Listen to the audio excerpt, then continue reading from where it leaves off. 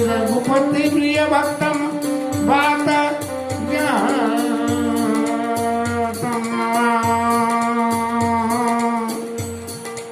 नील सरोवर नीलमणि नील नीरदर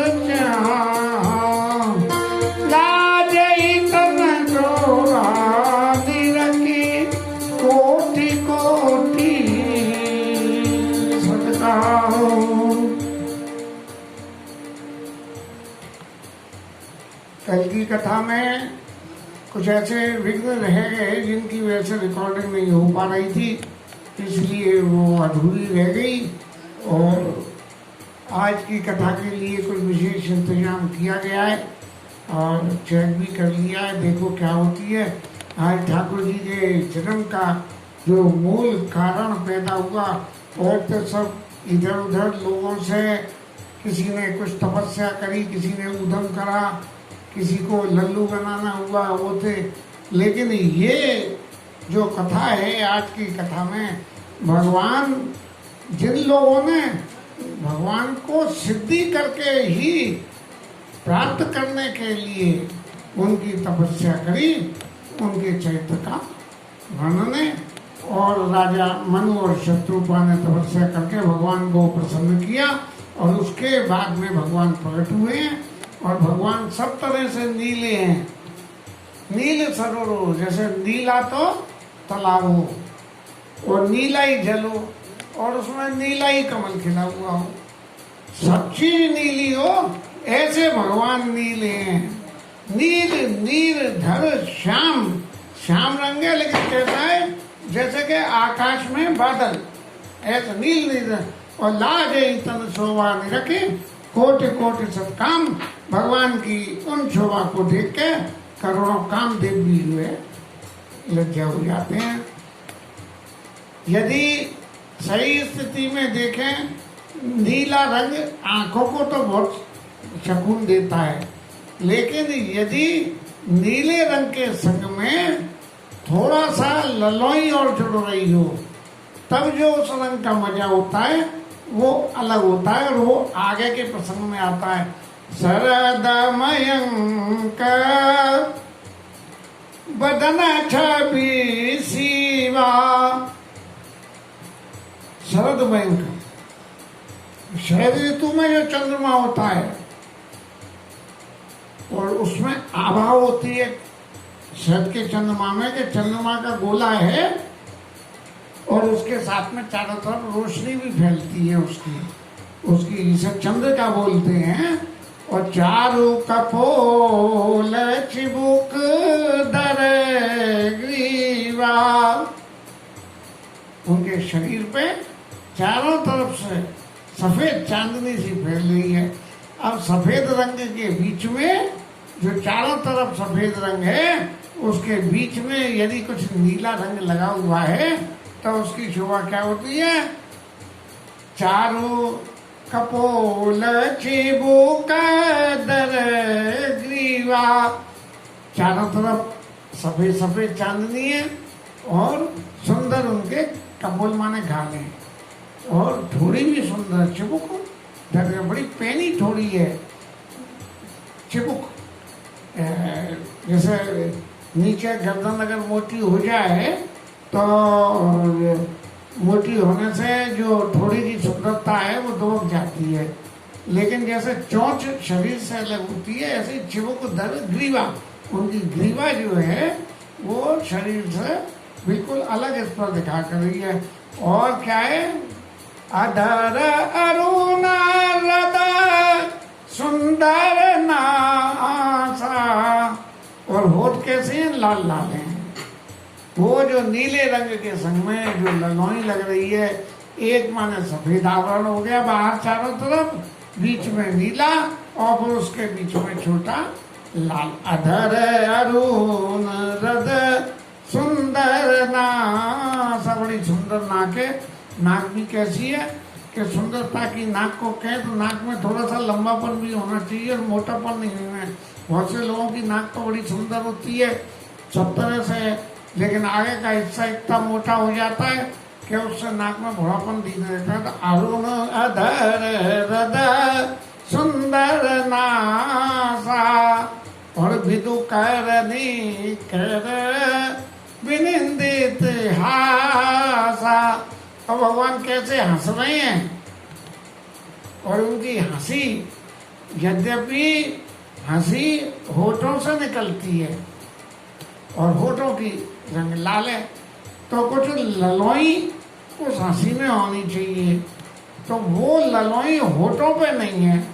तो क्या है, विदुकर निकर विनिंदित हासा, हंसते हुए जो चंद्रमा की जो चांदनी है, उसकी चांदनी की जो सफेद चमक है, उस चमक को भी मात करते हुए विदुकर निकर विनिंदित हासा, ऐसे भगवान हंस रहे हैं।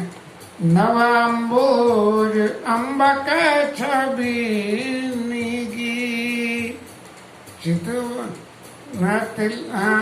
चितवन ललित भावती की। तब ये तो नहीं आया, अम्बुक छवि की और उनकी जो देखने की जो क्रिया है, चितवन ललित भावती जी की, भगवान जैसे देख रहे हैं बिल्कुल हंसते हुए चेहरे मोरे से, तो वो जो शोभा लग रही है, भ्रकुटी मनोज चाप छबिहारी, और आंखों के ऊपर की भौएं जो हैं वो धनुष की तरह से गोल है, जैसे आजकल लोग आज श्रृंगार में कर लेते हैं गोल, फालतू बालों को हटा हटा के, ऐसे गोल है। भ्रकुटी मनोज चाप छबिहारी, क्या कामदेव का जो धनुष है ना, उसकी शोभा को भी खत्म कर देती है ऐसी भौएं। और तिलक ललाट पटल दुतिकारी, और मस्तक पर उनके तिलक लगा हुआ है और वो ऐसा जैसे चमक रहा हो। रामलीला में जो ठाकुर के चेहरे की सजावट होती है, जो उसमें चमक लगाई जाती है, ऐसी चमक भगवान के चेहरे पे हो रही है।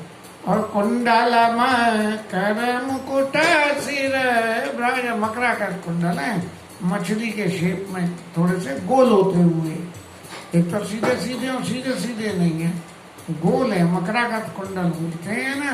और कुंडल मकर मुकुट से राजा, सिर पे उनके मुकुट लगा हुआ है, और कुटिल के जन्म घटक समाजा, उनके बाल जो है यहाँ से सिर से लटक के और न्यू गोल गोल हो रहे हैं, जैसे आजकल वो रबड़ के वो लगा के और बालों को गोल कर लेते हैं, ऐसे ही कुटिल केस जन मधुब समाजा, ये जैसे कमल है और कमल के ऊपर में काले काले भौरे जो है मंडरा रहे हो, तो जो काले भौरे मंडराते हैं, उन भौरों के मंडराने से जो शोभा बनती है, वैसी शोभा जो ठाकुर जी के बाल हैं उनसे होठ लाल लाल हैं और आगे नासिका निकली हुई है और चाप की तरह से उनकी भौएं, तो बिल्कुल ऐसे लग रहे हैं जैसे काले बाल यदि हवा चले और इधर उधर उड़े तो जैसे कि भौरे जो है कमल के ऊपर मंडरा रहे हो,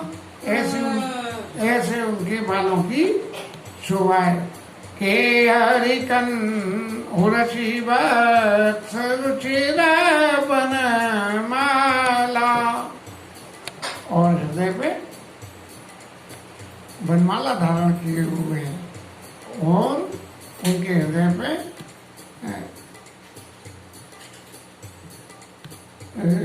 5 तरह के फूलों की जो बनमाला होती है वो पहने हुए हैं, और परे का हार भूषण मन जाला, और नहीं आया, समझ में नहीं आया।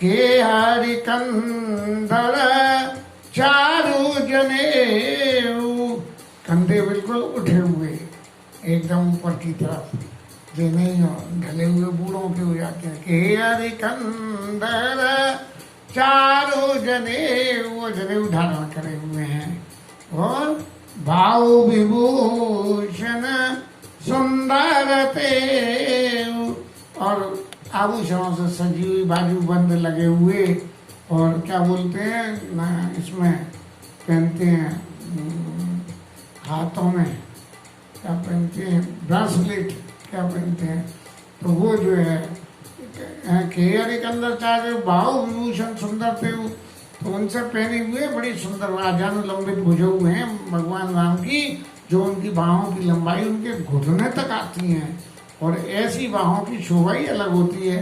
करि कर सरिस सुभग भुज दंडा, और हाथी की सूंड के समान जो है उनके करिकर सरिस सुभग भुज दंडा, भुजाएं जो है बिल्कुल ऐसे हाथी की सूंड के समान सुंदर रही है।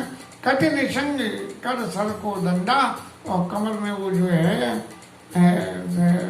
कटि निशंग, कमर में वो धनुष धारण करे हुए हैं, और नहीं कटि निशंग ये तर्कस, निशंग माने तर्कस, कटि निशंग कर सर को दंडा, धनुष लगा हुआ है, तर्कस है, और हाथ में एक धनुष लिए हुए। तड़े तबिनेंदे तपीट पटा, और बिजली को मात करने वाला, बिजली की रोशनी को मात करने वाला पीले रंग का कपड़ा, और नीला शरीर और पीला कपड़ा। उधर रेख बन तीन, और पेट पर 3 धारियां पड़ी हुई हैं, माने धड़ के ऊपर का हिस्सा और पेट का हिस्सा, ये दोनों हिस्से में यदि पेट थोड़ा सा बाहर निकला हुआ है और धड़ थोड़ा सा अंदर दबा हुआ है, तो इनके जोड़ों पे यहाँ धारी आ जाती है। हाँ, तो क्या हुआ, तड़ित बिंदक पीठो उधर रेख पर 3 धारियां पेट पे पड़ी हुई हैं। नाभि मनोहर लेत जन जमुन भंवर छवि छीन, उनकी नाभि जो है वो ऐसी बिल्कुल गोले के गोल के अंदर गोल, उसके अंदर और गोल उसके अंदर, जैसे जमुना में भंवर पैदा हो रही हो, उनकी शोभा को भी माफ करें। पदराजीव बरन नहीं जाई, मुनि मन मधुप बसई जिन माई। लाल लाल उनके जो है पैर हैं, जिनकी वर्णन नहीं हो सकता, और वो चरण कैसे है कि उसमें भगवान, उसमें जो है मुनि जनों का मन भौरों की तरह से बसता रहता है। भाम भाग शोभित अनुकूला, और बाएं भाग में हमेशा भगवान राम के अनुकूल रहने वाली सीता जी है। वो आदि शक्ति छवि निधि जग मूला, शक्ति का आदि स्वरूप और छवि के समुद्र, और इस जग को, जगत माता जगमूला, इस जगत को पैदा करने के लिए जो मूल कारण है, आदि शक्ति छवि निधि जगमूला, जासो अंश उपजई गुण खानी, अगणित लक्ष्य उमा ब्रह्माणी, और जिसके अंश से उमा ब्रह्माणी ये सब करोड़ों जने कितनी पैदा हो जाती हैं।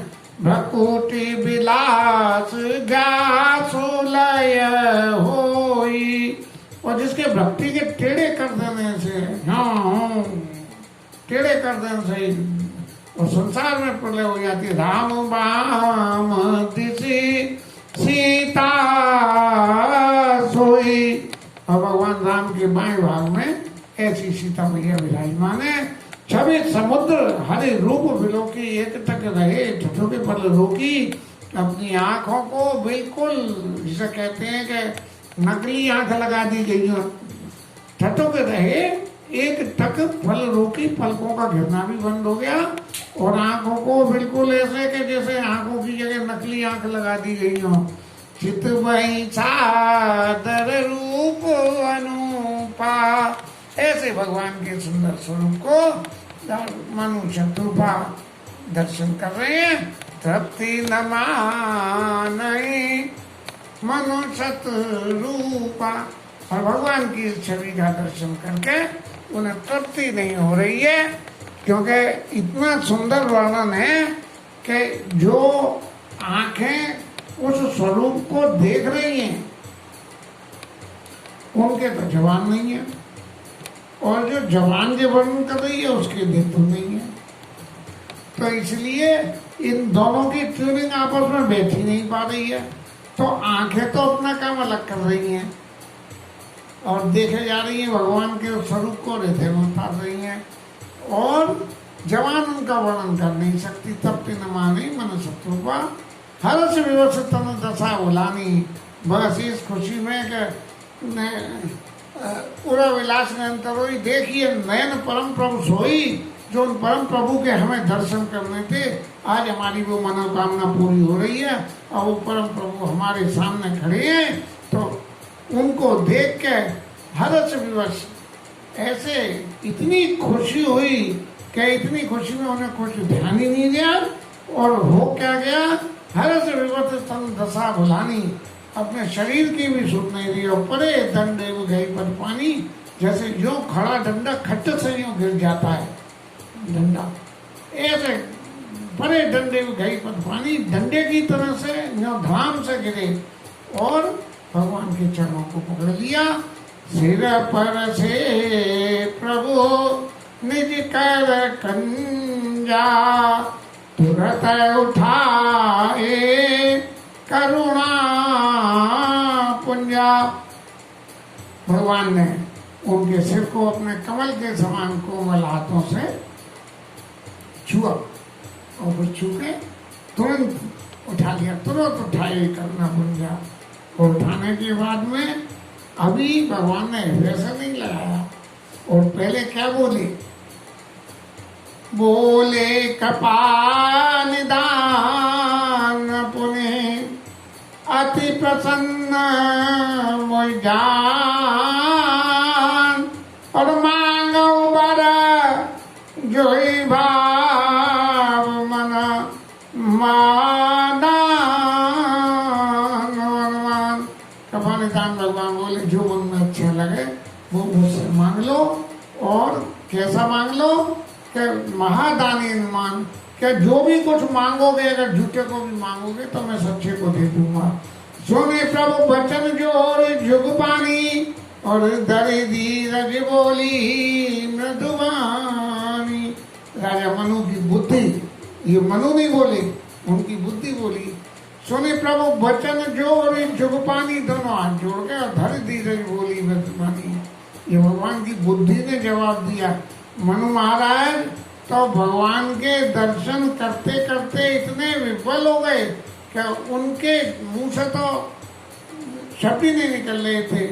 तब भगवत प्रेरणा से उनकी बुद्धि में से क्या हुआ, नाथ दे की पद कमल तुम्हारे, अब पूरे सब काम हमारे। आपके चरणों को देख के हमारी सब कामना पूरी हो गई, क्योंकि हमने तो खुद ही कही थी, देखिए नयन परम प्रभु सोई, कि हमें तो दर्शन करना था। अब लेकिन उसके अलावा भी फिर भी साधन आप कितना ही कर लीजिए, ठाकुर के दर्शन भी हो जाएं, लेकिन ठाकुर के दर्शन होने के बाद भी चित्त की कामनाएं शांत नहीं होती हैं। और काम ये दुख ताप्ता नाम प्राणे नाम आर्त नाशनम, यदि इन कामनाओं की तृप्ति को हम करने लग जाएं तो ये जो है सिर्फ हमें तकलीफ देती है और कुछ नहीं होता। लेकिन जब ये कामना भगवत चरणारविंदों के लिए होती है, तब ये कामना हमारा जीवन में कल्याण करती है। इसलिए मनु महाराज बोले, एक लालसा बड़े मन माही, और सुगम अगम कई जात सुनाई। मन में एक बड़ी लालसा है हमारे, है तो बहुत सुगम, लेकिन है भी बड़ी अगम।